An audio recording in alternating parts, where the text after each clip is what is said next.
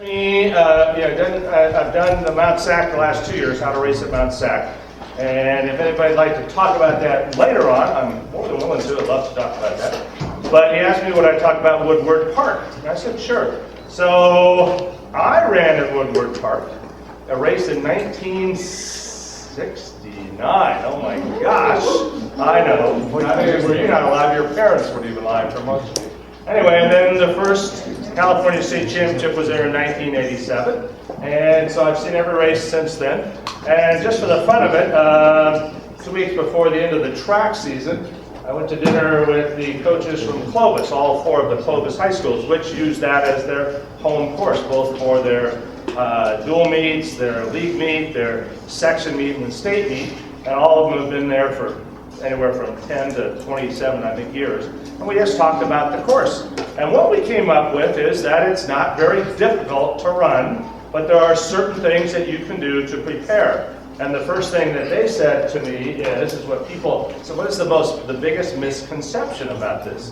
And he said the biggest misconception about this is that it's a long race, that it's 5,000. They contend it's very short, that it's a very fast course.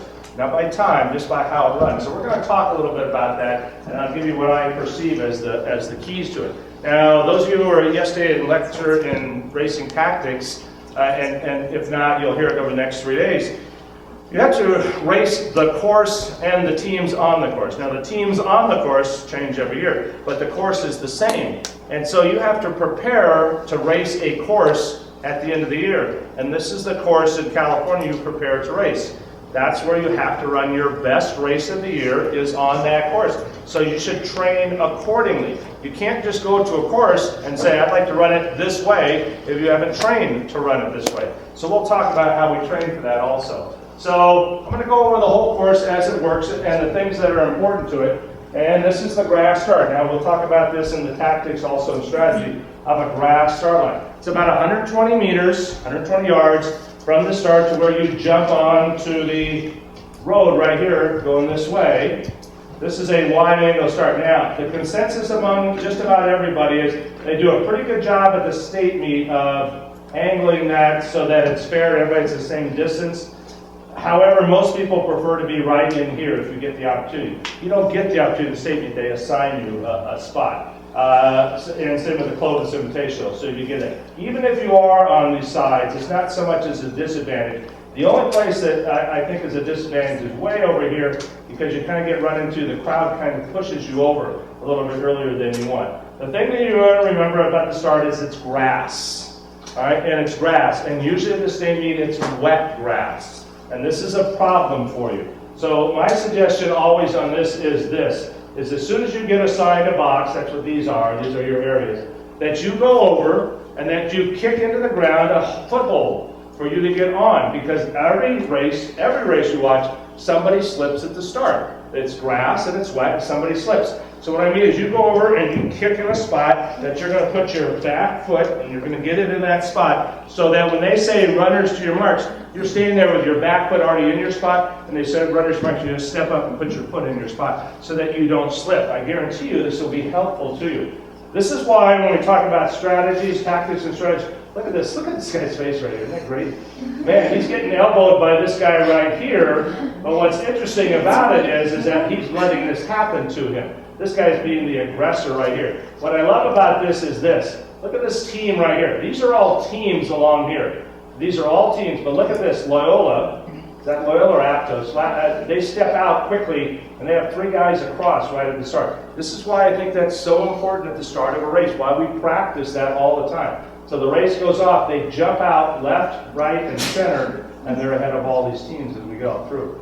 All right, so what do we know about this? Let's go back. You need to practice this. You need to practice this all the time. You need to go where your stride to about 130, 140 meters. This is actually 150 at this point right here. On grass, fast starts to get out. Now the state meet course is pretty wide, relatively wide, so it's not crucial that you get out, but it is important that you get out. And when I say that, that's what I mean. In these first 30 or 40 meters, that you go out quickly, get in a good position, and then settle in and start looking for the road. First off, start looking for the curb, because if you're in a crowd, it comes up on you. Okay? All right, so let's move on a little bit. So we talked about the grass, and now this is where a couple things happen. This is where you start setting yourself up. We talked this morning about being in a crowd and relaxing. Well, this is where you've got to relax, but you've also got to start thinking about running the tangents. I'm going to talk about this a lot, especially over here, where all these S's are. If you watch the video, now we were just watching the one, I was watching the California State one last year, the Division II race last year. What they do is they run a lot of kids running, over here. You can run this one in a straight line right here, and you'll see how that works when we get over there in a second. All right, so the crunch spots right here. You need to start setting yourself up so when you get here, you know that you're going to try to run the tangent here, but mostly you're just going to try to stay out of trouble. We go from real wide to real small right here. This is why you want to be out of trouble at this point, okay? All right, and it's all asphalt till we get here, then we jump on the grass right up here. You go a little bit of grass here when you pass, this is the parking hut, and then you get up here and get through the grass here, go around the Christmas trees. Same with the trees, you want to watch out to make sure you're not in trouble. All right, then when we get over here, this is the half-mile mark. That's the start there. And the whoop-de-doos, people call them different things. This is basically the freeway over here. This is pretty flat until you get right here. There's a little bit of a hill right here. This is what I think, though, on this course. First half mile, you run at relatively competitive pace, and then the people who have gone after ours tend to relax right here. If you just maintain pace here, you will move up pretty well from here to here if you just maintain pace. Because what happens, all the people that went out start to settle down. You just don't have to settle down. It's a half mile into the race, and this is what I'm talking about tangents. You can't see it as well here as in person, but the trail kind of goes like this. It's really wide. That part of the trail, those of you running before, that thing is 40, 50 feet wide at certain points, and people have the tendency to follow the dirt rather than running the tangents. When I say running the tangents, I assume most of you know what I mean, but just so we are clear, you're going to pick a spot straight and run right towards it, and if the trail goes like this, you're still going straight because you're cutting off distance. Completely legal. It's not illegal. You can run anywhere on that trail. That's part of the course, and you can run the straight line if you want to. There. All right, so we maintain pace. All right, let's move along. So here we go. That's that little hill, and again, it's hard to even call it a hill. It's a little bump in the road as it comes into the whoop-de-doos. Okay, now, get to the sharp turn. The one thing that happens at the sharp turn, it's been a pretty even race up to here. We're just a little bit about 1,100 meters right here. And this is the first time where things come to a dead halt. You ought to go watch this sometimes. What happens is you make a really sharp, more than a right turn. It's almost a U-turn, kind of. And what happens is if you get stuck right here, and girls come or boys come on the outside of you and cut you off, you can come to a dead stop. And the problem is this is downhill right here. People get away from you very quickly. It's always interesting to me to watch the race right here, because what there will be is a gap of maybe 8 or 9 meters on somebody, and all of a sudden they get here and it's 29 meters, and how did that happen? Nobody surged, people get cut off right here. So what I'm telling you is when you get right here, start setting yourself up for the turn so that there's nobody, the turn is like this, so there's nobody on your outside shoulder to cut you off. You'll move out a little bit so you can make the turn without slowing down. Okay? All right, so that's where the log is. We'll move on from there. And we come to the first mile. This is where the crowd comes back into play here, all flat right here. All right, and the first mile mark is technically right here. This is where the crowd. This is where we talked about, like this morning, relax, relax. You have to relax. This is the key to the race. All right, this is the mile. All right, there's the answer to this morning's trivia question, by the way. That's Great Oak. That's Great Oak. That's Great Oak. That's Great Oak. That's Great Oak. All right, so let's move on here. All right, this is the key right here. This is how I think the key to the whole Woodward Park works is this. You have to run a very fast first mile because it's flat, the competition is good. Everybody, if you don't run it fast, you will be too far behind, too much to make up. However, you have to do it without expending much energy. And what I mean by that is you have to be able to run fast and relaxed. When I say fast and relaxed, this is how fast we're talking about, right here. These are the last 10 or 15 years.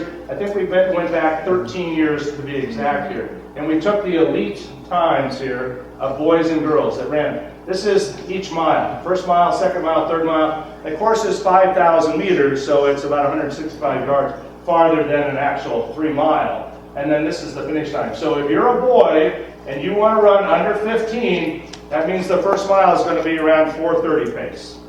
Pretty quick. If you're a girl and you want to run 17, 18, you're going to be 5:20 to the first mile. Pretty quick. And then look accordingly here. So right here for the boys, this is where the bulk of things happen between 15:30 and 16 minutes. That's where all the big scores come in here. And on the girls right here between the 17:45, 18:20, right around the 18-minute mark. Well, look at this, girls. If you're going to run under 18:30, you're going to have to be somewhere in that 5:40 range. Boys, if you're going to run 16 minutes or faster, you're going to have to be in the 4:40 range. You have to be. If you're not, you're going to be behind so many people that you can't possibly physically catch that many people. The second problem is the dust. If you're behind 115 girls, then you're eating the dust of 230 feet stomping on there in front of you. That's too much to make up. So what you have to do is you have to figure out, this is what you're going to talk with your coach. This is what we would do if I were your coach.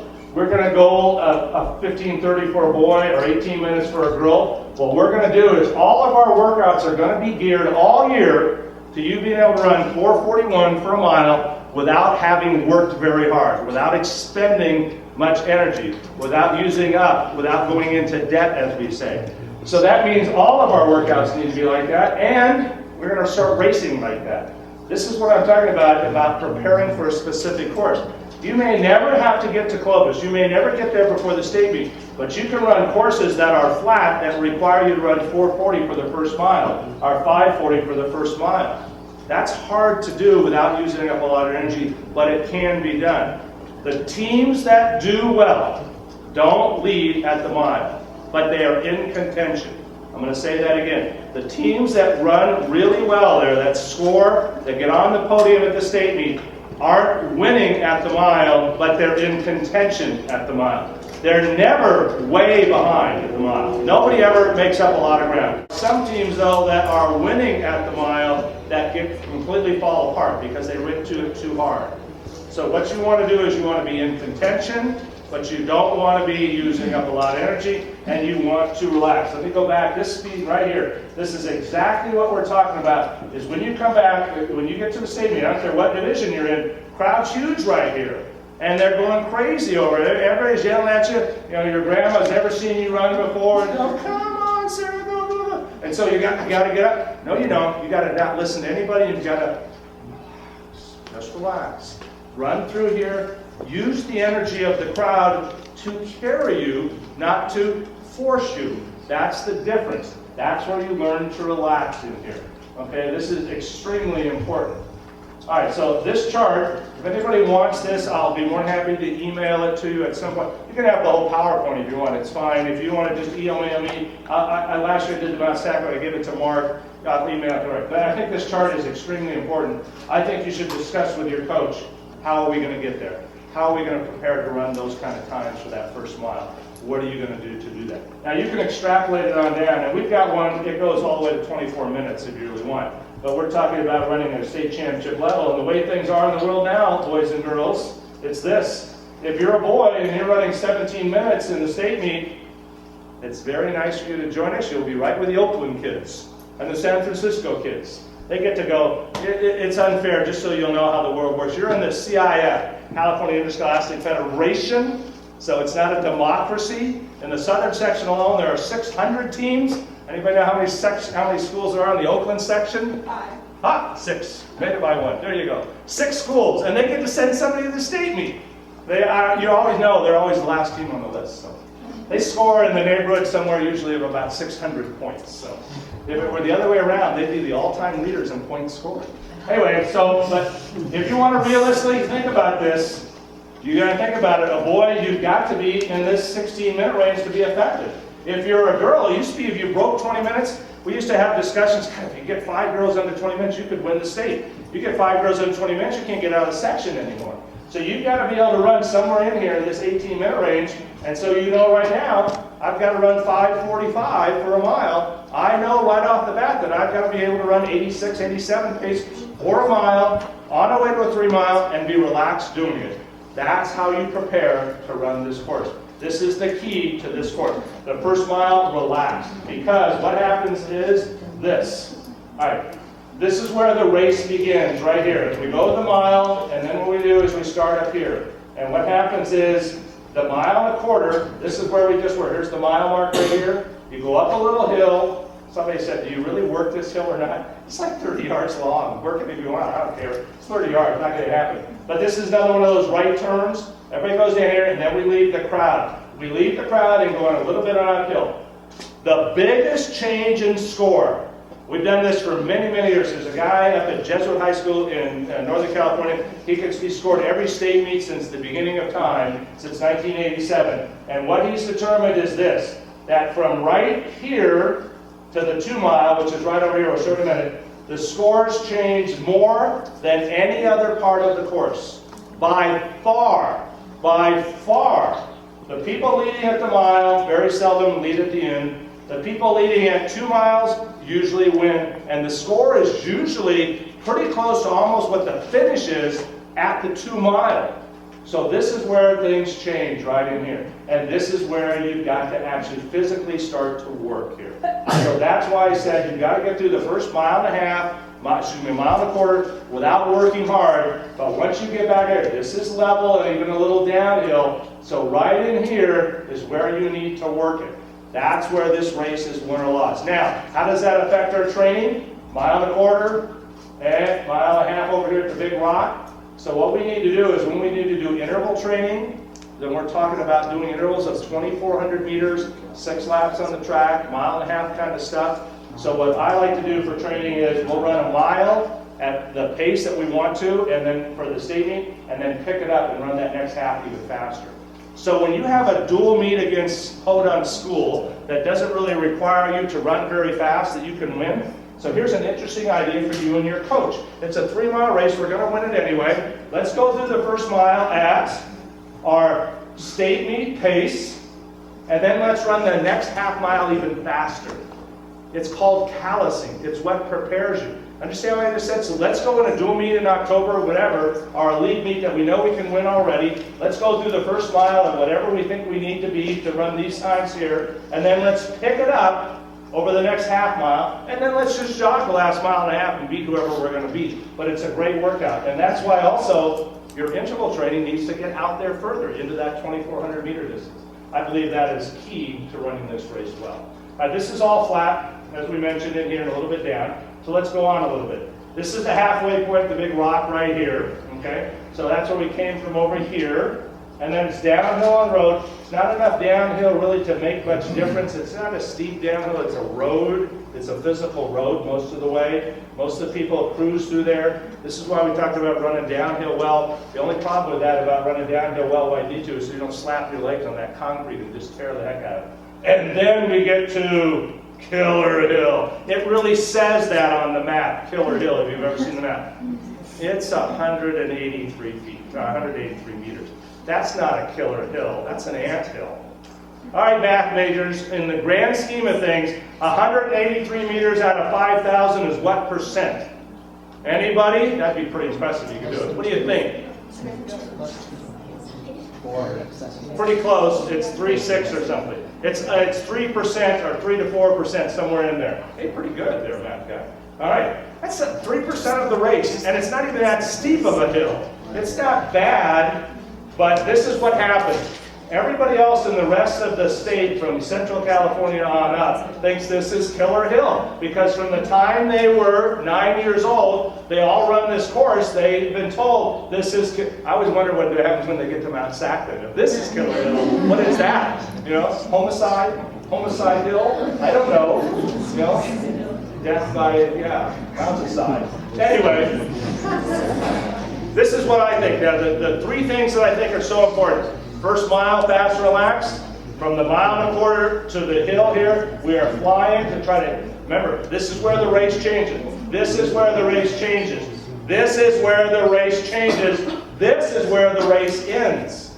And you say, it's 3 miles. I know that. The score hardly changes after this point. Wherever you are as a team right here, there are some guys and gals that have held back, that kick like crazy, and there are some guys and gals that fall apart over that last mile. But for most intents and purposes, it does not change. The score here, when we get down to this little part here, and the finish line almost identical. Some years it's identical. It's bizarre how close that is. So my thinking is this: I want to charge up this hill. I want to charge up this hill for two reasons. First off, everybody else is taking it easy, and it's only 183 meters. And then from here, it's a long downhill. It's not steep, it's a long way back to the mile mark. It's about 190 meters back to the mile mark of downhill running. So I can push it here, get over the top. There's a little bit of flat of about 30 meters. Never, when Coach Quintana talks about hill running and cresting a hill, you're going uphill, you're leaning forward, continue to lean forward, get into the downhill right away, and then relax on that downhill. So to the hill, push it hard uphill. I like to tell kids that I want them racing to the 2 mile mark. This is our finish line. That's what we're doing. From here out, we're just going to hang on, because you know what? Everybody else is just hanging on. So let's hang on in the front rather than hanging on in the back or the middle. Okay? All right, so there's the 2 mile mark. And you come down the hill, and we get right here on the flat. This is where the mile mark is. Now remember, it's 5,000 meters. That's why it doesn't work exactly. And the score, not going to change very much. From here to here to here, it's going to be the same. Everybody's tired, everybody's weak, everybody's having trouble. This is why I think, by the way, though, the southern section kids have an advantage, because they have to run Mount Sac so many times that the strength that they gain over running all of those hills so many times really helps them hang on. It's also why I think you can go harder here and still hang on. And I'm going to be politically incorrect right here. This is why I think San Diego girls have trouble. You run 2.7 miles all year, and then you come up to the state meet, and they're going to say, okay, well, here's 2.7 right here. All the southern section kids and all the rest of the state, they're used to running all of this, and you're no longer, you're here, and you think you're finished, your body does, and we're asking you to push it further. If I were a San Diego coach, I would be yelling and screaming at everybody in San Diego, we want to run 5,000 meters, girls. We want to run 5,000 all the time. I know that Coach Thorne and Coach Weiss at La Costa Canyon, they have figured this out. That's why you guys are up in the southern section racing all the time. That's why you're up running 3 miles all the time. And that's why you kill everybody in San Diego all the time. Because they're all stopping here and you're running this way all the time. All right, a couple things here. Okay, a couple things here as we get to the finish here, as we talk about this. This is flat here, a little bit of uphill. This part right here is where everything gets kind of delirious. You can't see it as much on the map. See how the road curves like this? Well, the trail curves like that kind of. What you have to do is you come off this turn and you look as far down here as you can and you run straight at it. I was watching Garrett Corcoran last year, the kid from Villa Park was leading the race, and he's all over the place here. Now he's way out front, it didn't matter, but he probably ran, I'm going to say 30 meters longer than he had to by hugging the turns as he goes around. That's a long stretch. Come off that turn, pick a spot, and run straight towards it. All right, so here we go. Now let's get close to the finish here. There we go. That's at the 2 mile. That's what we just talked about here. All right, so here's the 800 meter mark. That's at the end. Where that is 2. So what we're moving over to now is right here. That's the 800 meter mark. Okay? And right here. Half mile to go. I think this is deceiving because from right here it's downhill. It's all downhill to the finish. And once again, hardly anything changes. People come through here and the score is almost the same as it is here, almost the same as it was over here. So what little difference you can make, you want to make right here. These are the Christmas trees we always talk about here. So you have about 500 meters to go. When somebody asks me, where should I start kicking? I say, when you're in the Christmas trees, all out. Because once you get here, you'll be carried by the little downhill, and then you'll be carried by the crowd. Yeah, 1 or 2 people pass somehow on that last little grass. It's only 90 meters from right here where you step on the grass to the finish line, 92 to be exact. And every once in a while somebody gets past, but it doesn't change much. So what I'd like you to do, if I were, I'd have you flying right here and pass 8 or 9 kids right here while people are getting ready to see the finish line. I'd be kicking like crazy from right here. You pass 6 or 7 kids and maybe 2 or 3 pass you at the very end because a lot of people wait. You can't see the finish until you get right here. You can't see that banner until you get right here, which is only like a half a lap on the track. So the kids that wait to see the banner to start kicking are waiting way too long. This is what I think you do right in here is you kick like crazy, especially where you can't see the finish. And there's the finish line. So let's kind of wrap up with this here. These are the key points I think to running Woodward Park well. Okay? You practice flat, fast starts on the grass. That's important. You run the tangents, straight line. Train to run the first mile fast, but relaxed. That is the key. If I had to ask, if you asked me what was the key, and when I talked to all the coaches at Clovis, it's the same thing they said. I need to get through the first mile fast and relaxed. And to do that, I have to train for that. I have to train for that. The race begins at 1.25 miles. That's where things start to change. That's where championships are won, from the 1.25 miles to the 2 mile mark. The score is not going to change much after you pass the top of the hill and you come down to the 2 mile mark. The hill is only 3% of the course. Don't be afraid of it. It's a bump in the road. You're going to fly up that. Everybody survives the last mile. Very seldom does anybody lead. We were just watching that race just a minute ago. It was interesting watching Sarah, the girl that was in second was Addie Zarrenner from Dos Pueblos. She was exactly, I think, whatever the margin of time was behind Sarah at the 2 mile mark and at the finish line. The time is exactly the same. And Sarah was running great, but Sarah was tired too. Addie was tired too. The distance between the two didn't even change over that last mile. Everybody survives that and start picking at the Christmas trees. Yeah. For the first half mile, there are several places where you can choose whether to be on the grass or the road. And the grass is shorter, but especially when it's crowded, you can't. Are you talking about right after the ticket booth right there?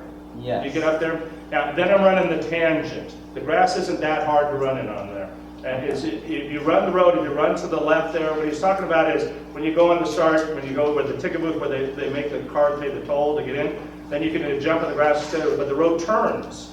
So I'd run the tangent, jump up on the grass as soon as possible. Same thing coming back. Same thing going through the Christmas trees. They allow you're supposed to go around the first tree, and then there are spots there. The one thing that we go look at on that course always when we go run is what the grass looks like and then how wet things are. So you can take the tree to the angle. There's one tree at the beginning, one tree at the end, you have to go around. The others you can move around whichever, and now I'm going to take the angle that's less muddy at that point. Okay? All right, any questions about any of it? Comments about any of it? No? Okay. Thank you very much for your attention.